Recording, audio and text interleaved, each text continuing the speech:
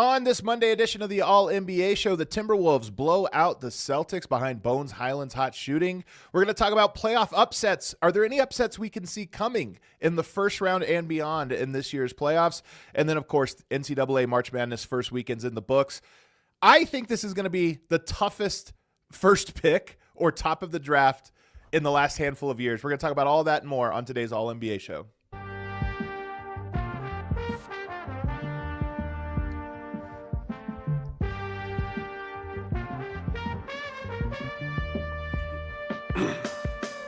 What is up, everybody, and welcome to the All-NBA show powered by FanDuel, America's #1 sportsbook. Get started with 150 in bonus bets if you win your first $5 bet at FanDuel.com/AllCity. I'm your host, Adam Mares. I'm joined by my esteemed colleague, the host of Hoops Tonight over at The Volume. It's Jayson Timpf. JT, lots of basketball this weekend, mostly college basketball, but some NBA as well. How you doing? I'm doing great, man. It was definitely a basketball renaissance in my household this weekend. There was basketball on Saturday and Sunday morning in the form of pickup. Did your daughter have any games this weekend? She had on Friday, man. On Friday, 3-on-3 league, which I absolutely. Did you ever do 3-on-3 in a formal league? I did a 3-on-3 money tournament outdoors in Phoenix once, and that was a bloodbath because there was like 40 Division I dudes in it. It was like insane. But like, yeah, I've played 3-on-3. It can be gnarly basketball. I love it for development. Like, she's 9 years old. For development, I love it. It's kind of fun. I think there's less crowding. You know, at that age, you can't really pass far or anything like that. So it's more one-on-one. I love it, man. It's fun. 3-on-3 hoops. Who knew that was the way to go? College basketball, though, I watched a good amount Thursday, Friday. Saturday, Sunday, I didn't catch it nearly as much. But I just, there's so many prospects in the draft that like you get a first look at them or an extended look. And I'm like, man, this draft is fascinating. I think there's going to be a lot of tough choices in it. Yeah, you know, it's always difficult to differentiate between like playing college hoops and playing NBA hoops. Like that's the thing. Like I don't think anybody's going to argue Acuff at #1, but I do think he's probably the best like college player, just simply because having a guard who can beat his matchup one-on-one and can score in ISO and score in ball screens and make all the passing reads is still just like the most valuable thing in college basketball when things really bog down. It's actually one of the reasons why I'm not super high on this Arizona team. I like their guards, but I don't love their guards, and that can get me a little bit nervous. But yeah, like it was fun to see all the prospects kind of get their chance on this stage.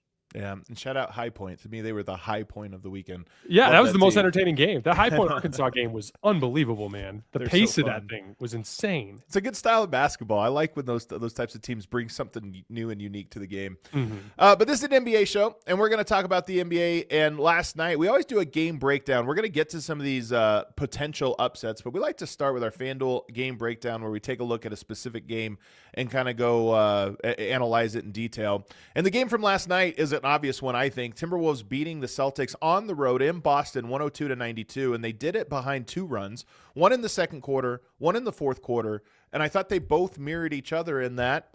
You know, there's no Anthony Edwards here in this game, so it's interesting to call it the bench. I often think of the bench as just if your star player is on the bench, then whoever is on the court, even if it's a mixture of starters, that's bench lineups. Well, you kind of have all bench here, but it was the depth of the Timberwolves, including Bones Hyland, or I should say especially Bones Hyland, who really carried him in this one. He had 23 points on 8 of 14 shooting, 3 of 7 from 3.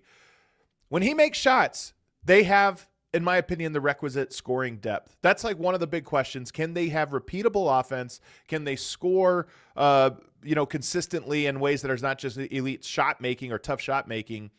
I still don't know if the answer to that is yes, but he's a great tough shot maker and creates advantages for you. I thought he was the story of this one. Yeah, especially in that fourth quarter run, he sparked the initial part of the run. So Derek White gets that layup, puts Boston up 3, and then he just starts to go to work in drop coverage against Boston's drop coverage. Like, we're going to talk about Boston in the big picture in a little bit because they've shown a great deal of vulnerability against the best teams in the league. And one of the big reasons for that is they do not have scheme versatility at the center position. They basically can only run deep drop coverage. And Bones was just doing classic kind of chain of drop coverage scoring. Like he gets Hugo Gonzalez stuck on his backside, kind of bumps him off, hits that little short fade away along the elbow. Then on the next one, Hugo doesn't want to get bumped off, so he's kind of overplaying him, like draped on his shoulders. So then now Bones just jumps straight up and he's able to draw a foul because he catches him overplaying, right? And then this Kyle Anderson is such a fascinating player because he seemed mostly useless everywhere but Minnesota. it's so weird.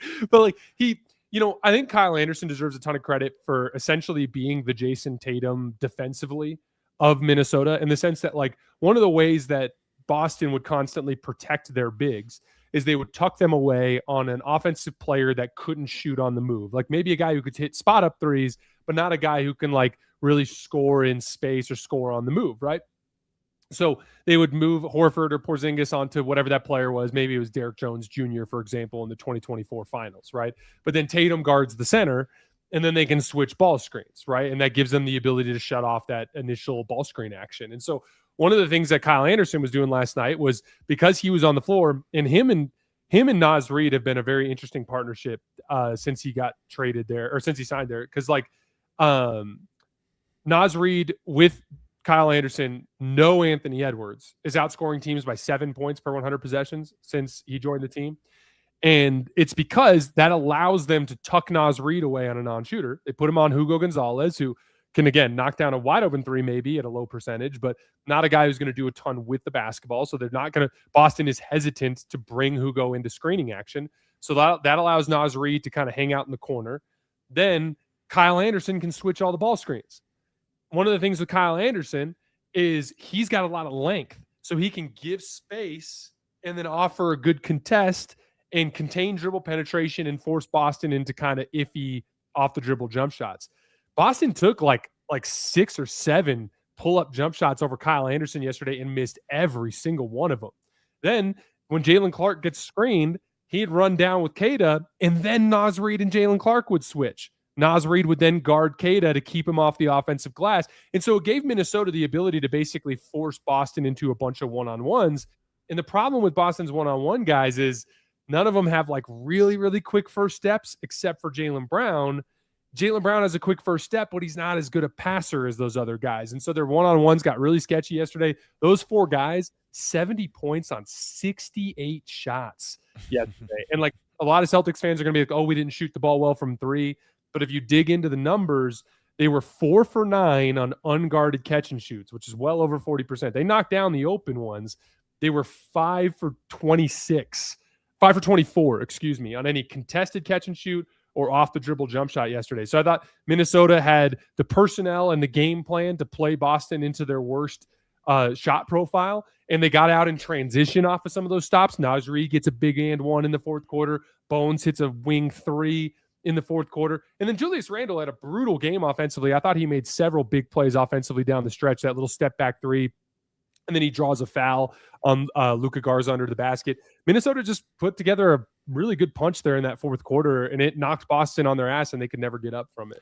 Well, I agree with all of those things, but I think the thing to me that stands out about the specific matchup and what Minnesota had going for him is Boston has all of these different guys who can dribble, drive, and get the ball popping, and then they'll swing the ball, find the open shot, and knock it down. And then they have a handful of guys. Tatum's obviously one of those guys. Jaylen Brown the other. Peyton Pritchard, who can get you tough buckets when that doesn't work. The problem is, if that doesn't work, if you're going to the ISO option for Boston more than maybe 30% of the time, if it keeps falling into that, then you've won, because Boston can do that, and they can even win whole games doing that. But they are really going to be good because they get the ball popping and they get you in rotation. That's the thing I thought Minnesota took away. They forced this game to be primarily ISO heavy for Boston, and Boston just wasn't up for it. They also got really physical in those ISOs. I thought DiVincenzo did a great job of being physical. Ayodasumu did a good job of being physical. Jaylen Clark, who I love watching, is always physical. He's just going to play that way. Jaden McDaniels. So I just thought that they took away those rotations. Minnesota was not in rotation. Boston wasn't able to force them there. And then in the one-on-one game, they just out-physicaled them in a way that I thought made them very uncomfortable. And that is Minnesota in a nutshell. Minnesota's capable of this. This is when they're good, this is actually what they do, is they can force you not to pass the ball. There's only 17 assists for Boston, and they can be this like rough and tumble team. The thing is, they're not always this. They're one of the most inconsistent teams, if not the most inconsistent of the top 10 teams in the NBA. But their best punch looks like it did last night, where you're like, yep, that's a physical team you just hate to play against. Yeah, the numbers with Anthony Edwards out of the lineup are really fascinating because, first of all, they win at a higher rate. I think, let's see, they're 9-5 this season when Ant is not playing. So that's a 64% win percentage. And then when Ant does play, they're a 60% win percentage. I don't think the Wolves are better without Ant by any means. But what I do think happens when Ant isn't playing is they play harder. And like, it's pretty simple to me. Like when the Wolves are healthy, they're an extremely arrogant team.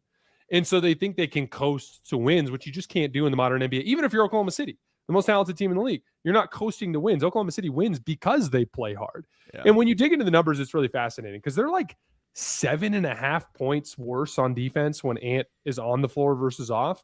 And look, Ant has his defensive limitations, don't get me wrong, but you can't justify a 7.5 point gap on one guy being a limited defender. Like, yes, Ant can make mistakes off the ball. Like if you just told Ant, like, hey, dude, guard Shai Gilgeous-Alexander one-on-one, he might be the best guy in the league to do that specific thing. But when you actually ask him in a team context, he gets lost off the ball. He doesn't navigate screens very well, takes too many possessions off, right? So, like, my thing is, like, it's a combination of Chris Finch and Ant, but their leadership does not get them to play hard enough on the defensive end of the floor.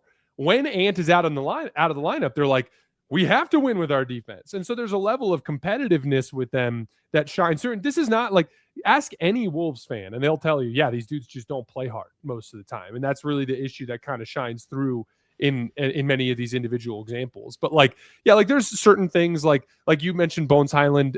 Bones Hyland and Ayo Dosunmu both kind of feel empowered with Ant out of the lineup. That certainly helps. But there's clear data that shows when Ant's out there, they're better on offense. There's no doubt. Ant is just too gifted of an offensive player. But like when he's out of the lineup, they just play so much harder on defense. And that really is why like it's so hard for me to get off of this team, Adam, because same. There's so many reasons to be like, this team doesn't have it. If you really dig into like some of their regular season numbers and some of their regular season performances. But like all I keep thinking about is you go into a playoff series and they have the scheme versatility. They can switch with Gobert and they can drop with Gobert. Kyle Anderson gives them the ability to play Naz Reid at center defensively and be better defensively. Yeah. They have all the defensive scheming versatility, and they can just get up in your jersey and be super physical in the one-on-ones, like you said. They got like a half dozen different guys that can really guard the ball at a high level. So when they really ratchet things up, they can get to the level they need to defensively. And then on offense, it's still just like Ant's an apex athlete. Julius Randle's a load to handle one-on-one. Naz Reid's a load to handle one-on-one against smaller players. They got tons of shooting. They can offensive rebound. Like there's just so many things that they can do that like it's really hard for me to count them out. And yet I still think Bones Hyland represents the biggest X factor for them, in large part because I think the scoring, like, can they could score consistently for 48 minutes? He represents that. And what makes him so great is he is very good, as you mentioned, about hitting the three off the dribble, coming off the screen. If you give him space, if there's an opening there, he's really good with his step back, and he can get really hot, red hot, a guy that can hit 3, 4 and a quarter. So he keeps you honest there. He's really good getting north-south. So if you do, he can play the game, almost James Harden-esque, where he's, if you're kind of in that in-between zone, he can draw you out beyond the point and then get around you, and he can make the pass. I don't know that he can finish at the rim at an elite level, and I think that's in the playoffs. What we're going to see is there could be games where he is doing everything right, getting to the rim, and just not finishing. And if that's the case, I think they're in trouble. But he just represents the inflection point for me because I think they have the requisite defense, toughness, starting group. The bench and some of these other minutes are where I think he actually has to be a player. I don't know that Bones can have a game management game and Minnesota win tough playoff series. No, you're absolutely right. He's one of those players, and there's a bunch of these guys like this in the league. I argue Tim Hardaway Jr. for Denver is like this too, where it's like when he's hitting shots, he's deeply valuable, but when he's not, the lack of physicality, the lack of like high-end defensive versatility starts to rise to the surface as an issue. A guy like Ayo Dosunmu, as a counterexample, brings a certain amount of physicality, both defensively and in transition, that will make him a higher floor player on like a game in, game out basis. But like so much of what happens with Bones is like, is he making shots? And I mean, it was like that in Denver too. I mean, like when I was watching him in Denver, it was like when he was hitting, it was like, man, it was like the bench groups for Denver were just pulling games away. You know what I mean? But like, yeah, I'm 100% with you. I think he's one of the bigger swing factors for Minnesota this season. Tatum is obviously a storyline. for Boston, this was a little bit of a surprising loss to me. I thought this one would be a win. I was just looking and trying to project forward what would happen with Boston. I thought this one would be a win. This might take them out of running for the number 1 seed. That's how thin the margins are with 10 games to go. But this one, Jayson Tatum started great, a lot of promise. I think as that's gone on, we see how hard this is going to be for him. He had multiple shots at the rim in this game that missed in a way that was like, man. And look, I'm a guy who is almost 10 years removed from a major knee injury. I'm not a professional player. But when I watch him play, there's something so familiar about it. And what it is your body still reacts on instinct because you've been playing basketball your whole life, so you're still doing the same things. But when you get to a certain movement, the body doesn't respond that way, and then your focus and finish is wrong. And for me, he had a couple of these where he got to the rim. He had one uncontested dunk, like made a move or uncontested layup, got all the way to the rim and just left it short. And I looked at that and I go, that's it. Your body did the move, but your knee gave you 50% of what you were expecting, and you had a quarter second to adjust before you just left it short. And he left it short, and you're like, man, he had one late where he threw a little right-handed hookup, hit the backboard, not the rim. And it's like, yep, that's your body. You did the move. You did all the motions right, but your body responded a little different, and you had a quarter second to adjust your touch. And to me, I don't know that goes away this year. Like that one, for me, it never went away, but I'm not a professional athlete. I think for him, that's the one where I'm like, that's the challenge. And there's really nothing you can do about it because it's a quarter second decision-making. Yeah, and the margins are so thin when you're playing against the best players in the world, right? Like again, neither of us have had anything resembling an Achilles injury. That's always such a gnarly one. I had a fracture in my foot between my first and second year playing in college, and I put on quite a bit of weight because I was like, I really wanted to work while I was injured, so I did a bunch of weight training. So I put on some weight during that stretch, and I remember like there was this phase where like I was healthy and I was playing basketball, but everything was just a touch slow. The first step wasn't quite there. The second jump wasn't quite there. The explosiveness wasn't quite there. And it wasn't for a few months after I actually started playing to where it actually clicked. And I'm like, okay, now I've got my body back. And like, I mean, I'm going to take it a step further. These Peyton Watson, he's making his return soon, correct? Like he was back last night. He's back last night, right? Yeah. So Peyton Watson, he was talking about how with Nikola Jokic, he had asked him about his conditioning, and specifically, Jokic was like, "Yeah, it's like another 3-4 weeks before like you really, really get your conditioning back." And I mean, we've seen that with Jokic even as he's come back from his knee injury. And so, like, I think that's like that the difference with Tatum. Like, he's back, but there's like a difference between being back and like really having that refined athleticism back. And I think that's going to take some time. I'm a little more worried about Boston, though. I want to be very clear up front. If you put a gun to my head right now and you were like, who's winning the Eastern Conference right now? I would probably say Boston. But there seems to be this consensus floating around that it's like, it's Boston. Like they're just they're clearly better than a lot of these teams. And I don't quite see that. And one of the specific reasons that has me concerned is they've been pretty bad against the good teams this season. They are 6-14 this year, 6-14 against teams that are in the top 10 in point differential. And they suffer on both ends of the floor. Their offensive rating plummets to 112 and their defensive rating skyrockets to 118. And there's a couple of different reasons. On the defensive end, they don't have that scheme versatility. We'll see if when Tatum gets his athleticism back, if he starts to unlock some of that. But right now they're purely a deep drop coverage team, which gives them a certain defensive limitation.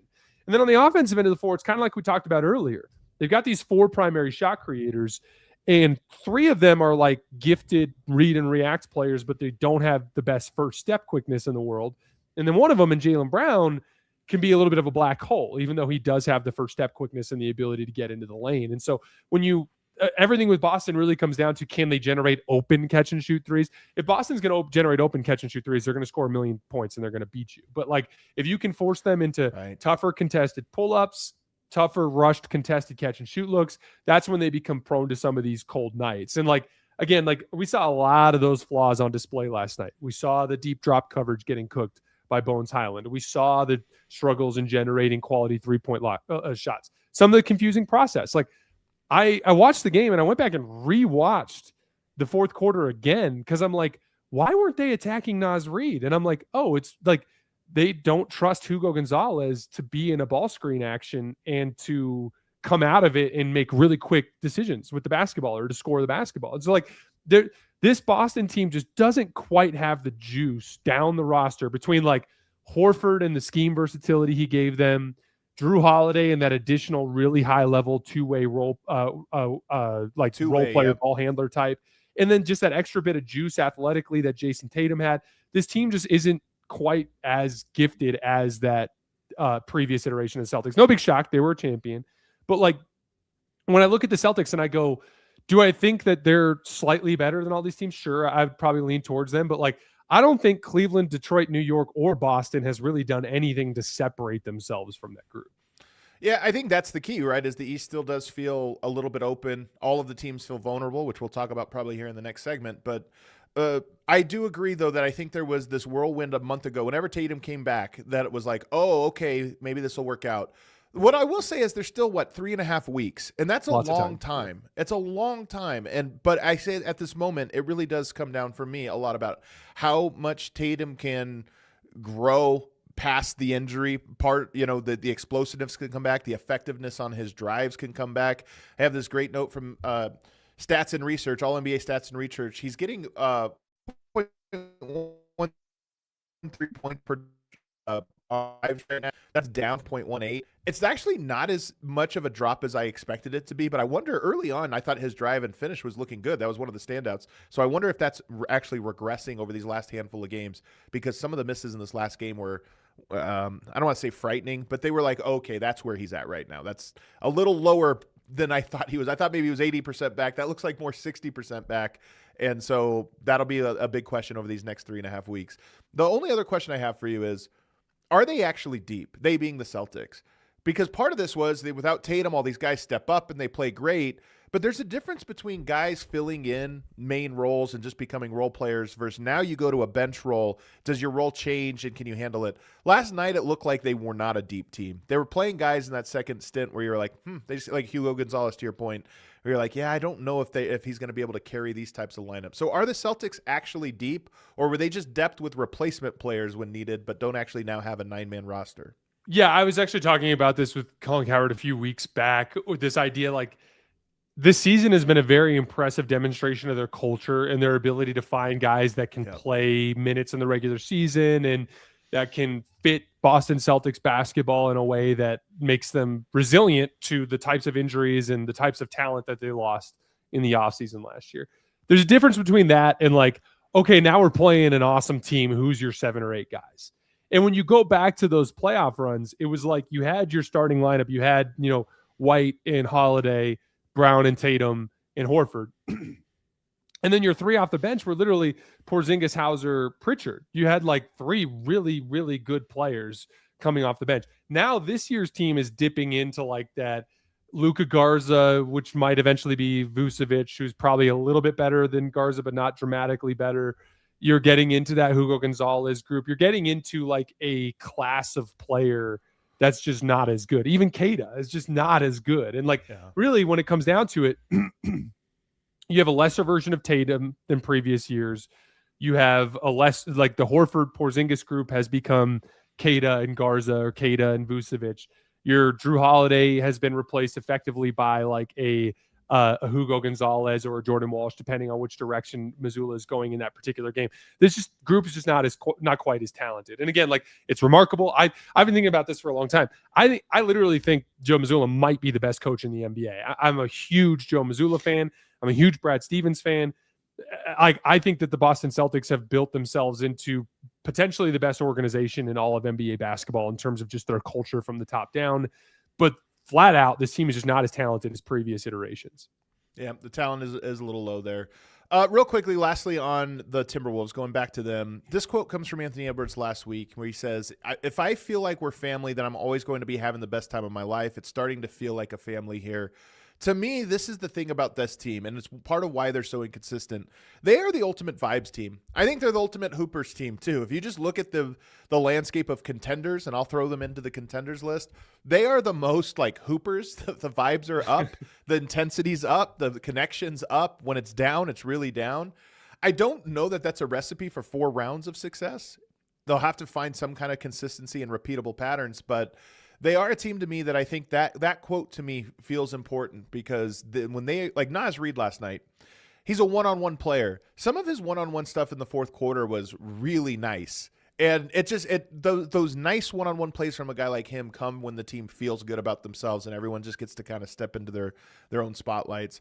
So that's my kind of thing with them is they are a team that I think if you get behind in a series, they're going to play their best basketball. If you get up in a series, I am curious to see if they are able to like claw out of it with discipline and consistency. To your point, they can just enter these funks on on offense where like that flow or lack thereof seems to trickle down through the roster. And like that would be my biggest concern if I'm a Timberwolves fan. And I don't think they're going to face that problem in the first round. I don't think Denver's defense is good enough. I don't think the Lakers defense is good enough. And Houston's got this like you can attack Şengün thing that can kind of create some openings in their defense too. But if they run into San Antonio or Oklahoma City, both of those teams have the ability to both physically match Minnesota on the perimeter while also protect the rim. And we've just seen whether it's Dallas in 2024 or it's Oklahoma City last year, when that seems to happen, it becomes very much like our Julius Randle and Anthony Edwards hitting their threes off the dribble kind of game. And then that's when things can get pretty ugly for them. And so like, to your point, like they can get dislodged offensively from like their equilibrium. And when they do, they enter these long funks. And like, again, those offenses looked good in the first two rounds, each of the last 2 years, and then looked utterly ineffective in the conference finals. And fell apart. Yeah, that's what concerns me. And that's the thing I kind of look at. Like you always think about how deep you go. Like, oh, we won 2 rounds. But sometimes it really is just the matchups. And if a team can throw you off your rhythm and you can't regain it, that is a recipe for disaster. Somebody will beat you if you are incapable of falling into a rhythm unless the vibes are right and the game comes comfortably. We'll see if that's them this year. The Anthony Edwards' return will be interesting. To your point, they do have some figuring out to do. They're one of many teams that I think is still trying to figure out how to play the way that they're supposed to play. They don't just fall into it naturally, and that's what makes it interesting. My last note for you, then we'll move on to our next topic, and this is a small one. Finch did a perfect job of using his timeouts in the second half. And this is such a small detail, that's why I didn't want to make it like a big part of the story. But when I think about an effective use of timeouts for coaches, I actually think the number one effective use for it is if you have a lead and you're able to just slow the progress. They had 4 timeouts going into the fourth quarter, and they were playing good basketball.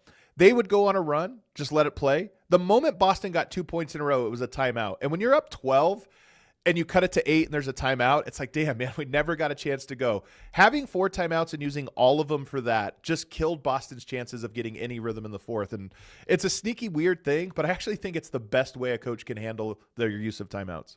No, absolutely. It's no different than icing a kicker. You're just disrupting rhythm. Essentially, like this team is in a groove. Basketball is rhythm and flow for Boston as well, especially as a jump shooting based team. And like, yeah, anything you can do to cause a team to stop playing basketball and kind of sit down for a minute, I think goes a long way to disrupt that rhythm. Yep. All right, let's take a break. On the other side, we're going to talk about upsets in the first round. Are there some upsets? Could there even be an 8-1 upset? I might make the case for that on the other side. And then later on in the show, some NCAA takeaways from both of us. It is here right now. FanDuel new customers can get up to $300 back in bonus bets every day for 10 days. Here's how it works. Place a tournament bet using the token, and if it doesn't win, you'll get up to $300 back in bonus bets. That's a win-win every single day for 10 straight days. That's 10 chances to play all tourney long, from game props and money lines to spreads, totals, futures, and more. You can even mix things up with a same-game parlay for a shot at a bigger payout. However you want to fill out your bracket, FanDuel makes it easy to stay in the action day after day. Visit FanDuel.com/AllCity to sign up today. That's FanDuel.com/AllCity to get in on the action. Must be 21 or older and present in select states. For Kansas in affiliation with Kansas Star Casino, or 18 plus and present in D.C. First online real money wager only. $5 first deposit required. Bonus issued as non-withdrawable bonus bets, which expires 7 days after receipt. Restrictions apply. See terms at sportsbook.fanduel.com. Gambling problem? Call 1-800-GAMBLER or visit fanduel.com/RG. Call 1-888-789-7777 or visit ccpg.org/chat in Connecticut, or visit mdgamblinghelp.org in Maryland. Hope is here. Visit gamblinghelplinema.org or call 800-327-5050 for 24/7 support in Massachusetts, or call 1-877-8-HOPE-NY or text HOPE-NY in New York. What kind of dreams did you have when you were a kid? What did you want to be when you grew up? How about now? Are you thinking about starting your own business or maybe a side hustle? Well, if you're wanting to sell something, Shopify is the e-commerce platform behind millions of businesses around the world and 10% of all e-commerce in the U.S. Shopify even powers the All City merch store. Shopify has you covered with website creation, product descriptions, email, social media marketing, and more. They also have AI tools designed to help you maximize sales. If you're ready to sell, you're ready for Shopify. Turn your big business idea into... with Shopify on your side. Sign up for your $1 per month trial and start selling today at shopify.com/allcity. That's shopify.com/allcity. All right, back here, segment 2 of the All NBA show. I'm joined by Jayson Timpf. Make sure you hit that like button. We appreciate it. If you would be subscribed to the show, we're doing it 3 times a week. Tim Legler's back with me Wednesday and Friday. Mark Stein over the weekends. All right, the question now is upsets. And we'll start with first round upset. Do you want to get started with this, or do you want me to provide my list here? If we could just go through and talk about teams we think are most vulnerable to losing a first-round upset. We can go with you first. I think I know where you're going with this anyway. So why don't you start? Well, I'll start. Maybe not. If we just look at the very first round, I think in both conferences, I would not necessarily pick a first-round match upset. The one I would look at, we look at that Houston, Denver, Minnesota trio, and we don't know how it's going to shake out. I think 1, 2, and 3 we do. The play-in we'll see, but I don't think 1 or 2 are that vulnerable in the Western Conference. I do think Denver, Minnesota would be a very interesting first-round matchup if Denver is the higher seed, because we've seen this. There's some demons to exercise there with the physicality. Minnesota has the length and physicality to guard Jamal Murray, which is, I think, the inflection point in that series. And because there's just a lot of history between those two. So, and they're both two teams right now that I don't think know who they are. Or maybe they have a picture of what they're supposed to be, but they're not that team yet. They have 3 weeks to figure it out, 10 games. That's one I look at where I think Denver still has a lot of like spoiler potential. I think they can make the finals. Minnesota in the first round to me would be a tough matchup for them. Yeah, I think absolutely. So it's funny because if you look at the standings, your initial reaction is like, does it count as an upset when all 4 of these teams are kind of the same record? I know, but I think I had a whole rant. I stole your notes, your tweet from this weekend, and I went on a rant today about the schedule that Denver's been on, and just like I was you would have liked it. I used to add Astra comp to explain how expecting families to be away from their players to be away from their families for basically 6 straight weeks is pretty absurd. But like, so I think Denver is a lot better than their record looks, and they had a couple of nice wins this weekend. And I think Denver to me is still on that same tier with Oklahoma City and San Antonio, but they're home for the rest of the year. This is what's weird about the schedule. Because everyone will say it all comes out in the wash. Well, if your best home stretch comes at the end of the year, sometimes the damage is done. And this team's been so broken, from injuries and everything else, that, maybe they make it up now, or maybe it's, just a little respite after being completely exhausted. We'll see. If they have, let's say they get the 4 seed, and to your point, they win a bunch of games down the stretch of the regular season, and their starting lineup is all healthy when they get into the first round, I think they're going to be feeling a lot better than they did this time last year. Let's just put it that way. But to your point, I view Denver as on another tier than Minnesota, so it would technically be an upset, and I absolutely think that one is in the cards for all the reasons that you stated. I want to throw another one at you, though, because we actually mentioned this last week. I think Phoenix is absolutely an upset threat against San Antonio. Man, I love that you're doing I would this. pick San Antonio. I am picking San Antonio to beat Phoenix because I've been thinking about this one a lot because it's like one of the few series that's kind of locked in. That's like, I don't think San Antonio is going to pass Oklahoma City. It's probably going to be Phoenix or San Antonio in round 1. I would pick San Antonio, to be very clear. But I think Phoenix presents like an interesting combination of like big physical athletes on the perimeter that can play San Antonio into tougher 3-point looks. Phoenix is one of the very best 3-point defenses in the NBA for a team that likes to take a lot of threes. So like, I think Phoenix just brings like a very interesting physical defensive challenge for San Antonio in the first round. And San Antonio or Phoenix has this, when they're healthy, this combination of like really good drive and kick players that can kind of play you into tough rotation situations. And they've shown in their matchups this year that Phoenix can play San Antonio tough. So like, I would include San Antonio as a tough one there. I'd also include the Clippers. So like, come on, have you seen how good Darius Garland is playing? Darius Garland is hooping. He's healthy. Kawhi is very much like an apex superstar when he's healthy and in rhythm. Again, I'm not picking the Clippers over the Spurs or the Suns over the Spurs, But for a young team that's never played in the playoffs, I do think both of those teams have a legit upset shot versus San Antonio. I can't see it. I mean, I love the Phoenix one a little bit better because what you're really talking about is a stylistic comp, but I still think there's a talent discrepancy there. Mm-hmm. And Devin Booker, I was thinking about this watching him the other day. He is the perfect example to me of a player who, by no fault of his own, can be it's tough when he's your go-to option in the clutch because he doesn't have the athletic ability to overwhelm somebody. Like we talk about Kevin Durant. You can't take away a shot from him. You can force him into his worst shots, but you can't take it away because he can just elevate and shoot over anybody. And if he makes it, he makes it. Devin Booker's not that because he doesn't necessarily have the downhill speed to beat any defender or collapse an entire defense. And he doesn't have the height to just get his shot off. And so in the clutch, I think that this is where the talent discrepancy comes, where you're still going to have to get him like bending the defense and finding the open guy if they overdo it. And I just think that in San Antonio, you have the ultimate backline defender in Wemby. And then what happens to them in the clutch against teams like that when, okay, we're constantly just kicking out to guys who are shooting contested shots, not even open ones. That's why I can't buy that one. So the stylistic comp is interesting. I don't know. Can I add one note? Yeah. Devin Booker had that juice in 2021. And that's what's kind of sad is like, I feel like the hamstring injuries have sapped him of just that little extra bit of juice. Kind of like what happened to James Harden. It felt like the couple hamstring injuries happened when he was in Brooklyn and then from that point forward, it just felt like James Harden was just a little bit lesser version of himself, even though he could still put up the numbers and still have the really big nights. That's kind of what it felt like with Devin Booker. Like Devin Booker hit some insane shots over Drew Holiday in that NBA Finals. And like, it just feels like those couple of hamstring injuries he had just like cut the top end off of his athleticism. Maybe the margins are just thin again because he's not the quickest guy. I mean, he's quick. He's great, perfect footwork, all those things, but he's not the quickest guy and he doesn't have the height to just go around any defender. If we go to the other side, if we want to get really Can I add one more Western one for you?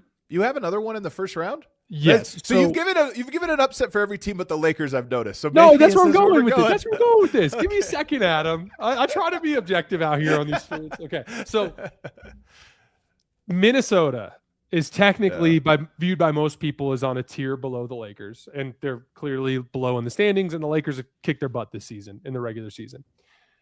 But the Lakers showed some vulnerability in the Orlando game on Saturday against a big physical team that can switch. The Magic do more switching with Wendell Carter Jr. than basically any team in the league. Wendell's defended more switches, defended more ISOs than any player in the NBA by like 30. He's like defends by far the most ISOs.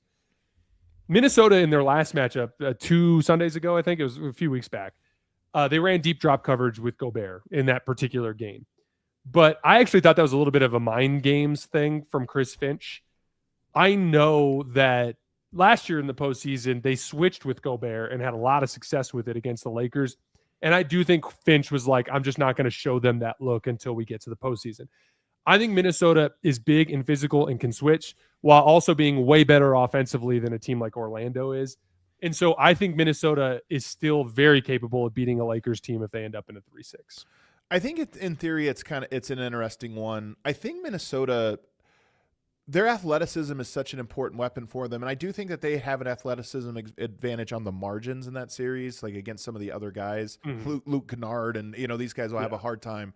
But Luka, one of his strengths is how he's not overwhelmed by athletic advantages. And I think that's one of the things about him is you put a guy, in theory, a guy like McDaniels is perfect matchup for him. It's length and speed and catch him. But Luka's just... he's so in control against those guys that it seems to not make an impact on him at all. LeBron still, even though doesn't have the pop and stuff, he still knows how to play an athletic brand of basketball against other athletes. So I don't know that they would. That's where I wonder with Minnesota is if they're going to have that. But the switching component of it is interesting. We'll just have to see how it plays out. I'd probably pick the Lakers, but like I'm scarred from last year. To your point, Luka was kind of chubby last year. This is a different version of Luka. They actually have a center who will probably be able to play in the matchup. And Ayton has kicked Gobert's butt this year in their matchup. So like, there's definitely some different looks this year compared to last year. This Laker team is deeper than last year's team.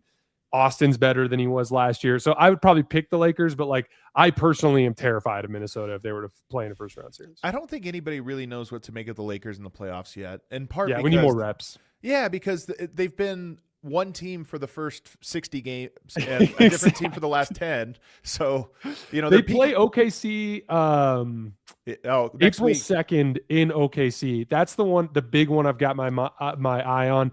Cleveland on March 31st. That's a big one too, where I want to see them play a team that can really space them out and shoot. That's one I've got my eye on. Detroit's another big physical team today. Even without Cade, I think they're going to cause some problems. So I think in a couple weeks, we'll have a better feel on this Lakers team. We go to the Eastern Conference. This is where we get a little bit spicy. I don't know that Charlotte's even going to make the playoffs. So we've gone through this a handful of times. They're going to have to win 2 games. I maybe they can eke into that 8 seed with everything breaks right over these last 10, but almost certainly they're going to be 9 or 10. But I really want to see them against Detroit. And I hate to do this to Detroit because all year I've been a little skeptical of their finals ceiling just because you have to go through a process. They don't have the shooting.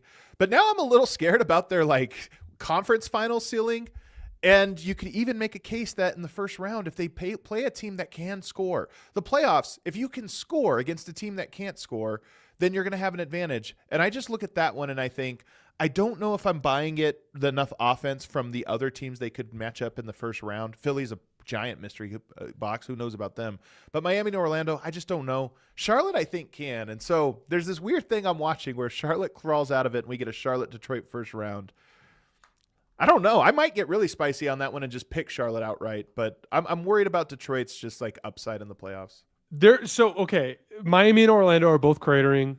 Charlotte, I'm with you. It's one of those things where when you're dealing with a 11 game sample, it's really hard to overcome a multi-game deficit because the other team goes 5-5. You now literally have to go 8-2, in order to pass them in the standings. So I totally get where you're coming from there. But when I look at that group, Atlanta, Philly, Orlando, Miami, Charlotte, I think Charlotte's best team in that group. And they've one-off game though against a Spoelstra too. There's also that factor. Miami always does this. They always will win that game when it matters, and that's what's tough. So Charlotte's won 5 out of 6, and in that stretch, Knipple, LaMelo, Brandon Miller, Miles Bridges, and Kobe White, all those dudes are averaging over 16 points per game. And every single one of them shooting over 40% from 3. They are in such a groove offensively with those guys, and they can defend a lot better than you think. And Kalkbrenner and Diabate can just torch you on the offensive glass because you constantly have to show out on the perimeter. They're just so good that when I look at that top tier, to your point, so regardless of whether or not they get in as a play-in team or if they end up sneaking up to 7 and stealing just one play-in game or whatever it is. To your point, I really hope they win a play-in game because that would be such a devastating thing if they didn't even make the playoffs at all whatsoever. But regardless of who they face in that first round, whether it's Boston, Detroit, New York, or Cleveland, I think they have an upset shot against all 4 of those teams. Again, I'd pick against them in all 4 of those series, but I think they've got a legit upset shot against all 4 of those teams because they have that combination of incredibly deep ball handling and shooting and the ability to defend better than you'd think. They're a scrappy rebounding team. I think Charlotte's a legit upset threat against all of them. I think if I look at the top 4, and because we don't know 5, 6, 7, 8, we don't know how that's going to shake out. It could be literally any of those teams. I still think Detroit is the most vulnerable of the top 4 teams, and I think by a comfortable margin. I agree. Some of this is the late season injury to Cade throws off. Now you're going to have to come back and ramp right up. But I just look at that and I think Detroit, I don't see Boston or New York or Cleveland losing. It's possible. We'll see what happens to some of these teams. But Detroit's the one team I think is vulnerable. And then if you get to a second round, now we can talk second round upsets. Do you have another first round, by the way? Is there anybody else in the East that you think is vulnerable to Orlando, Atlanta, Philadelphia? There's just such a big drop-off once you get off of that top 4 that I have a really hard time picking against any of those. Toronto will have these little brief stretches where they look good, like they did a couple over the last week and a half, and then they just drop 2 games and they look pretty much overmatched, right? Atlanta, they win the 11 games in a row. They do have that one big win against Orlando, but then they promptly get their butt kicked by Houston, right? Philly, there's the health angle. Orlando's offense Miami just doesn't have anywhere near the shot creation talent to win 4 times out of 7 against a really good team. So like, I actually think Charlotte might be the only team in that group that I think can actually upset one of the top 4 teams. I think so too. Kind of an interesting dynamic. But once we get to the second round, again, I'm just hating. Pistons fans are going to be so mad at me. But I will say this. I'm consistent with my take. All season long, I said, man, the Pistons are great. Don't take this year for granted because it's so hard to build a true contender when the doors open, finalize your roster.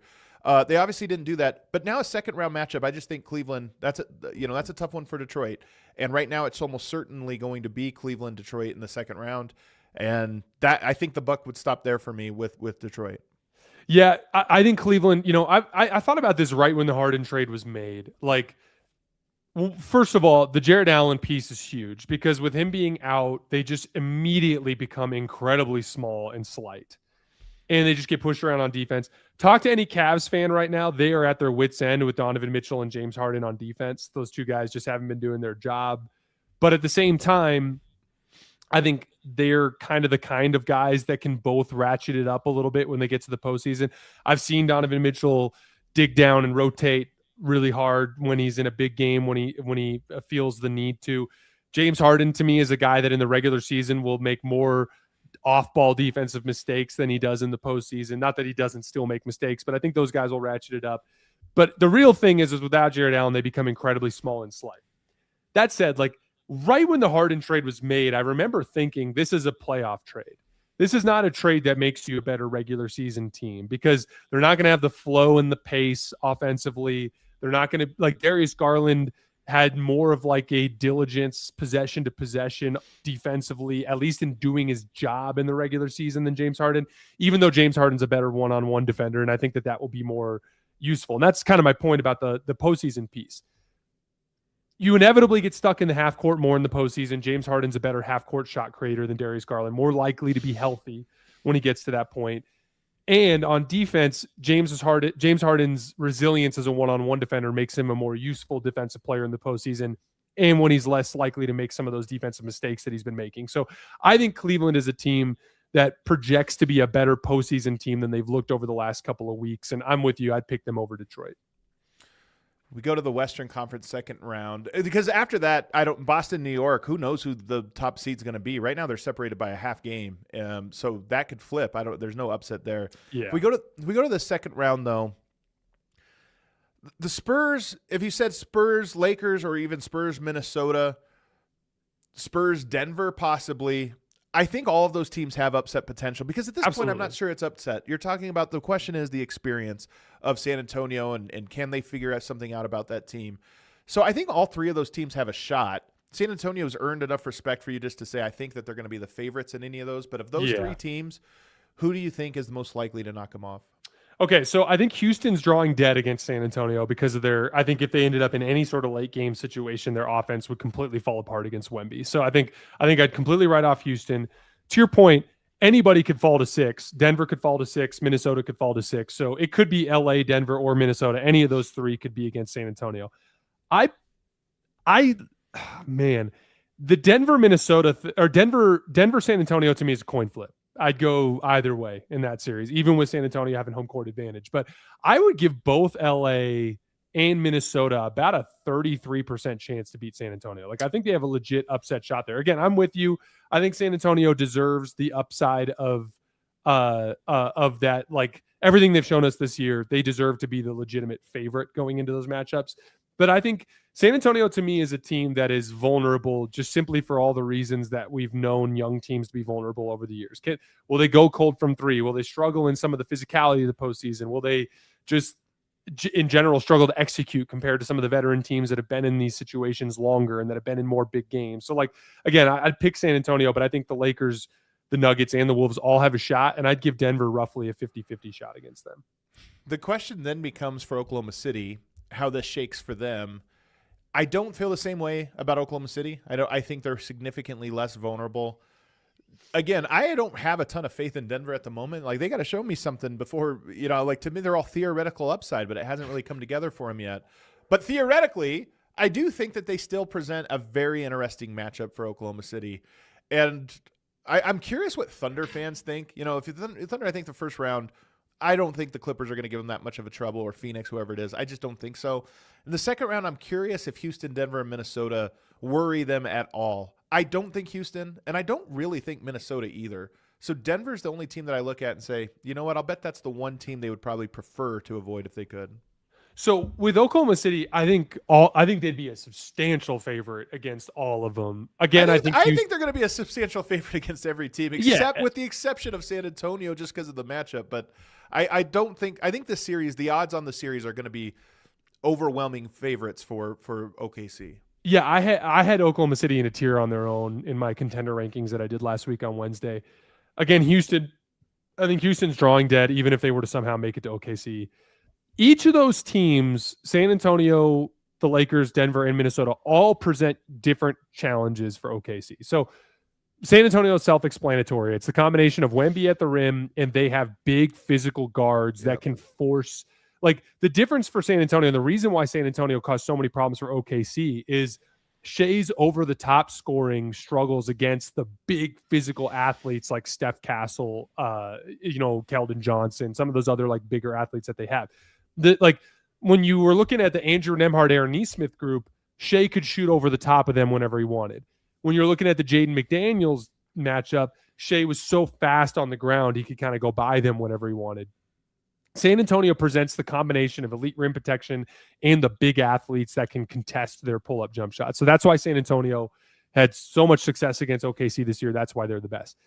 LA, Denver, and Minnesota all have an upset shot for different reasons.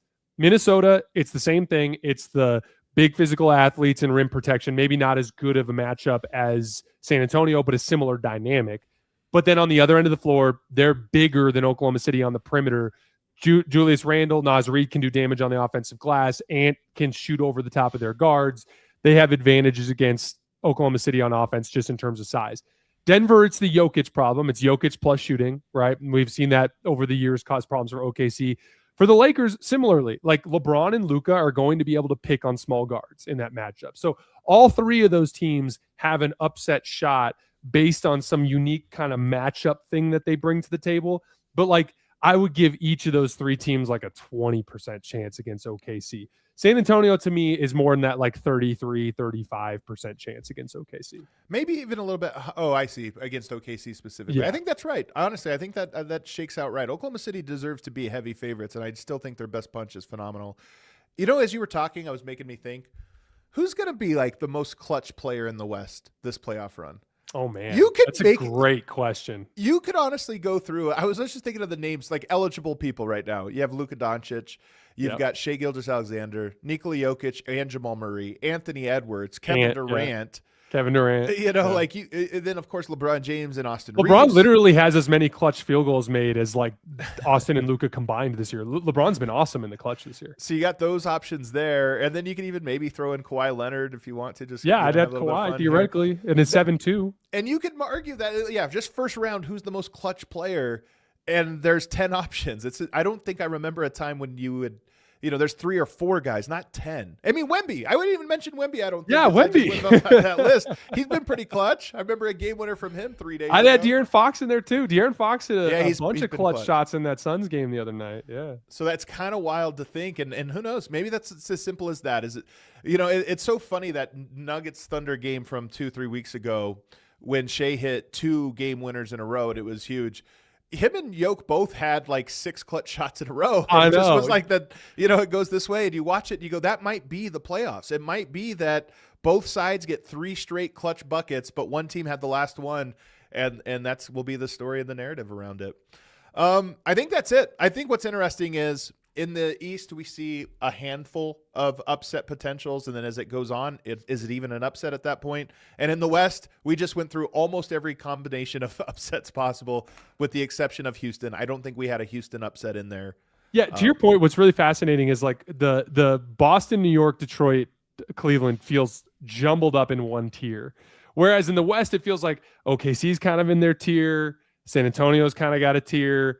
Then there's like Denver, Lakers, and then there's like Minnesota, and then there's like Houston. Like they all feel very tiered out in the Western Conference. Yeah, I think you're right. Let's close today though by talking about some March Madness stuff. And I'm guessing you've watched a little bit more than I have, because I really hadn't watched a whole lot in the last 2 days. But What I will say is I feel well versed, or at least decently versed right now in the top 3 picks. And this draft is reminding me a lot of the Fultz, Lonzo Ball, Jayson Tatum draft. And that at the time, you knew there were 3 guys. Everybody valued them a little bit differently. And I think there's this sense of, you can't go wrong. With whoever you take, you can't go wrong. I think you can. I think that this Darren Peterson is very scary because he's so freaking good, but there's these question marks that you're not used to. Boozer's ceiling is a little bit interactive. I've been seeing the Kevin Love comp a lot lately, and I kind of like it. He does have a Kevin Love-ness to him, a little bit Al Horford to him, which you think, that's awesome. That's a great player. But is that a number 1 overall pick? Great player. And then Debanza, who feels like the quote-unquote safe pick, but there's things about his game that I think are not necessarily safe. This might be a weird example where having the number 1 pick is a blessing and a curse, because you might be better if you just get the leftover pick rather than have to make the decision.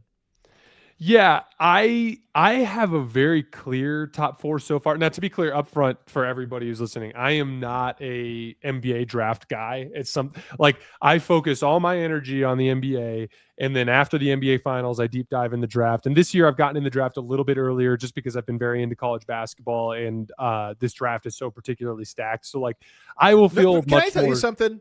Nobody does. There's a handful of people maybe that just watch all NBA and call college. There's not very many people. This is why in the NBA you have pro scouts and you have draft scouts. They break that up at the NBA level into different jobs because it's impossible to watch everything. Exactly. So this is just my initial snap judgment based on the little bit of college basketball that I've watched this year. To me, Debanza is a clear number 1. I think Darren Peterson, there's this is he maybe more athletic and more capable of beating people off the dribble and finishing at the rim if he's healthy. But now you're running into that weird, almost Giannis territory where Giannis had that tape of him dominating everybody in Europe, and you're like, yeah, but these guys look like completely inferior athletes. You have this tape of Darren Peterson in prep school where he looks super athletic, but he's going against lesser athletes. And then now that he's playing Division I hoops, he doesn't look like he can get to the rim as easily. But then you also have this injury angle. So there's just too many question marks for me surrounding Darren Peterson and his athleticism to put him over Debanza to me as a clear number 1.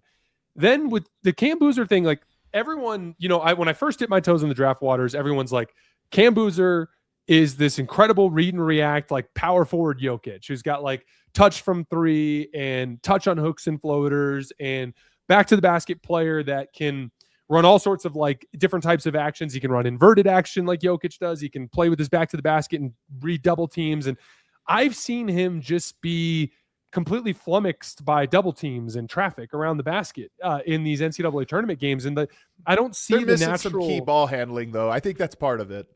For sure. But I just don't see the natural feel for the game stuff that I've seen, even from a Derek Queen type of guy. So for me, I'm a little bit lower on Cam Boozer than everyone else. And everyone's so keyed up on Darius Acuff as a defensive player, which I understand.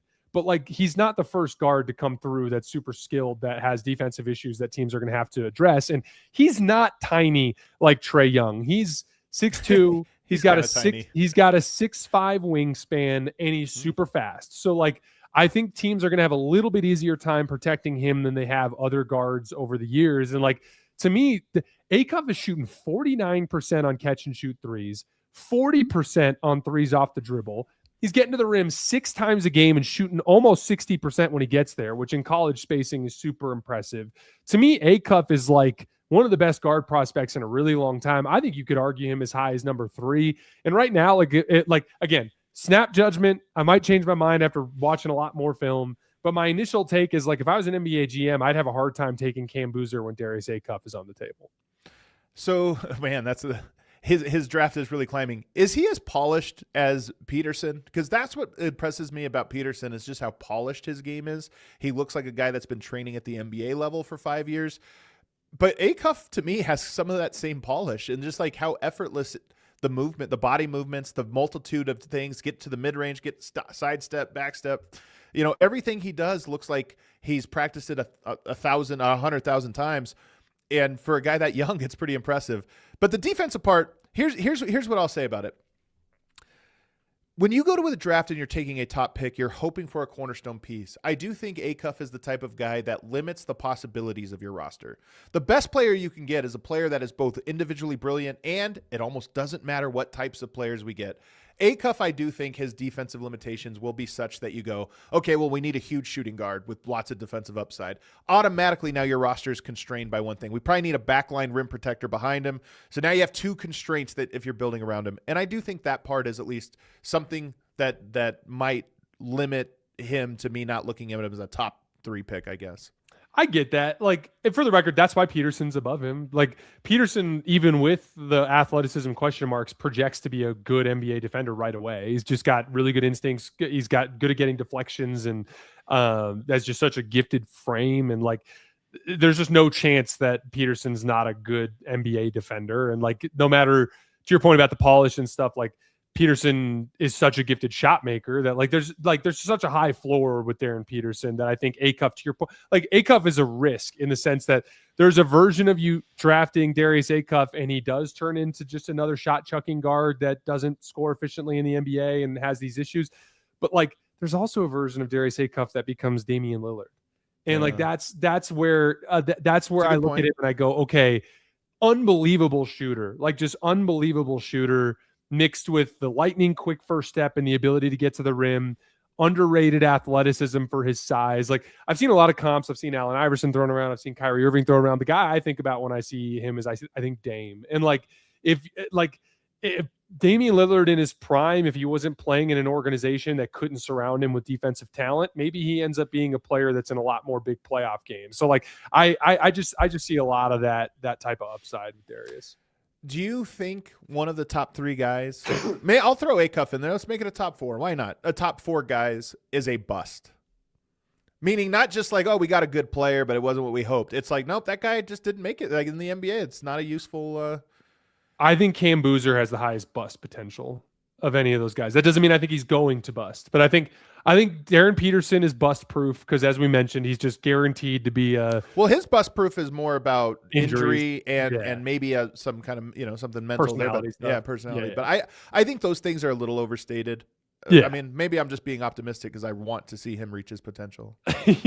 Yeah, no, I agree with you. Like, I'm not worked up about the off court stuff or the personality stuff with Peterson, but like, DeBonce's bust proof because he can get to the rim a ton. Like, I don't think he's like what you always are scared of with a guy like that is like the Emily Bates, Ace Bailey. Like, what if he's just too thin and just becomes too dependent on tough shot making? But like, Darren Peterson can get to the rim like whenever he wants. Or excuse me, AJ DeBonsa.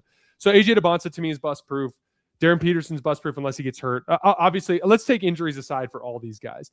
But there's a version of Cam Boozer that's like not skilled and physically imposing enough to play power forward, not good enough defensively to play center. Like, there's a version of Cam Boozer that becomes almost like a Derek Queen in the sense where like he's very fun and interesting, but you're like, okay, I can't play him unless I get like an elite rim protecting stretch 5, and that can get tough. So like I view Cam Boozer as like the most like potentially bustable type of player. The thing with Acuff is like, Acuff is going to, at worst, be like a Bones Hyland, right? Like, at worst, he's going to be a guy who can come in and lead a bench group and put up shots. So, like, to me, Acuff has a certain high floor based on just the fact that he's a legitimate 3-level scoring guard that can really shoot and that can beat people off the dribble. Do you see an MVP in this year's draft? I think DeBonsa can do it. I think Really? DeBonsa has the potential to be really high on him. evolutionary KD. Like, Wow. Like DeBonsa to me, like DeBonsa brings this unbelievable combination of polished perimeter skill. The jump shot's got to come around. KD was a way better shooter, and that's the big thing. DeBonsa's got to become a better shooter, but I think he will. If DeBonsa can put the jump shot together, he brings like KD plus basket attacking, which is to me an MVP level player. I'm curious. I was just thinking about this. Wemby is probably going to win some MVPs, maybe a lot of them. And he might own that category, and it's everybody competing with him for a lot of years, the way LeBron was always in that conversation for a lot of years. Cooper Flagg to me has MVP potential. I think, we'll see if he gets there, but I think he has MVP potential. And then I was looking at this year and I'm like, I don't know if I would count on Peterson, Boozer, DeBanza to be, it's always, of course, possible, but I don't know if I'm looking at that and thinking MVP is the upside there. And in a lot of drafts, I mean, there's not an MVP in every single draft. So as good as this one is, I'm just not sure. The draft people that I talk to say that the big difference between like a DeBanza and like a Flagg, for example, is Flagg just the handling and the read and react was just at a little bit higher level. And I think that'll be the next kind of like step there. But like, and because Cooper Flagg also similarly brought the perimeter polish plus the relentless basket attacking. But I think DeBanza is a better jump shooter than a Cooper Flagg is right now. So like to me, DeBanza is a Cooper Flagg level prospect. That's just my snap judgment on the little bit that I've watched. To be fair, I don't think Jokic was getting MVP buzz when he was 20. Same with Shai Gilgeous-Alexander, 20. Those guys were a little bit late developing. But as I just look at the young talent and think about like, okay, 7-8 years from now, who's in the MVP conversation? Wemby, Flagg are the only two names that really stand out of guys of like, yeah, I could see it. Guys like Luka or Anthony Edwards who will be old, Shea who will be a little bit older there. Maybe they're still in those conversations. But when you just look at young guys that will be MVP conversations, Flagg, Wemby, and I'm not sure who the other young guys are. We'll have to wait and see. You had one quick take before we get out of here, though, about the college game in general. Oh, I just wanted to read some stats for you. So I was like curious because I was like, man, I'm watching these games and I feel like the skill level's gone up. So I'll just read a couple quick ones for you. So there were 127 Division I players that made at least 50 jump shots off the dribble this season. 10 years ago, that number was 76. So a dramatic increase in pull-up jump shooting ability. There were 5 players this year that made at least 100 pull-up jump shots. That number was 1 10 years ago. So huge drop off there. The pace is higher. Like I was thinking about that when I was watching the High Point game. 107 teams attempted at least 2,000 shots this year. 10 years ago, that number was 83. Wow. Big one. This one you'll lament, Adam, as a former post player yourself. Oh, no. 10 years ago, there were 68 teams that took at least 200 shots out of the post. This year, that number was 19. And that's despite the big drop in pace. So I thought that was particularly fascinating. The league, the entire world of basketball has shifted towards perimeter skill. I'm telling you, there's nothing prettier in basketball, in my opinion, than the post game. So I hate that it's like an inefficient. I'm such an old school guy. The mid range and the post, that's where the game is. And the truth is, it's just not there at all. We got one super chat here. It's coming in from Psycho Blues. He says, Adam, I did some research. Out of the 5 teams, Denver, Charlotte, Phoenix, Washington, Philadelphia, who has the most back-to-backs this season? Only Denver was a top 10 team last year. Silver gave the others the jabroni treatment. You gave an explanation for why you thought the schedule went the way television. That it did. Can you break that down for everybody? To me, it's television. It's that now you have 5 national media partners to feed. And Denver is a West Coast time slot team that's not technically West Coast. And I think it makes for a lot of difficult schedulings.